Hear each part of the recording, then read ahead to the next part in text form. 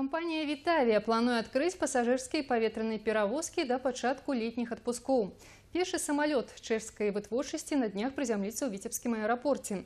Гэта стала магчымым дзякуючы рэалізацыі праграмы інавацыйнага і інвестыцыйнага развіцця нашай вобласці. У 2009 годзе быў заключаны дагавор паміж чэшскай фірмай ПДВ груп, Віцебскім аблвыканкамам і Міністэрствам транспарту і камунікацыі Рэспублікі Беларусь. Інвестыцыйны праект прадугледжваў некалькі пазіцый: стварэнне авіякампаніі, будаўніцтва ангара для самалётаў, палівазаправачнае, узвядзенне транспартна-лагістычнага цэнтра, шэраг прадпрыемстваў па абслугоўванні бізнес-авіяцыі.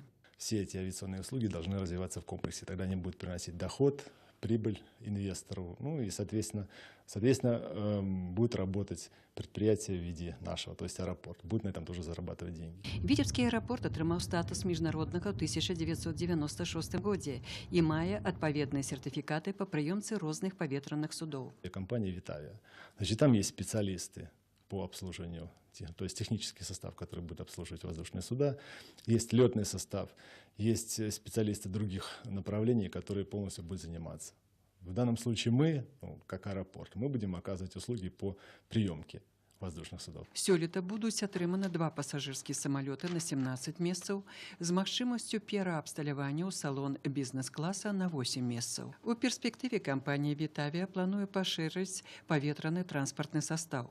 Распрацоўваюцца рэгулярныя пасажырскія пералёты ўнутры рэспублікі, а таксама ў Варшаву, Маскву, Калининград. Кошт на билеты будзе арыентавацца на сусветную практыку.